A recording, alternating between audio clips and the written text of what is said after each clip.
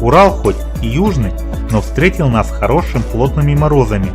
Техника не человек, такие холода и подвести может. Вот и аккумулятор автомобиля не выдержал и разрядился. Ну, не пропадем.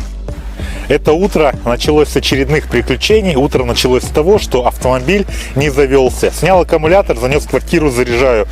И это означает, что у нас есть время погулять по городу. Пока аккумулятор автомобиля заряжается, мы не теряем времени и гуляем по Белорецку.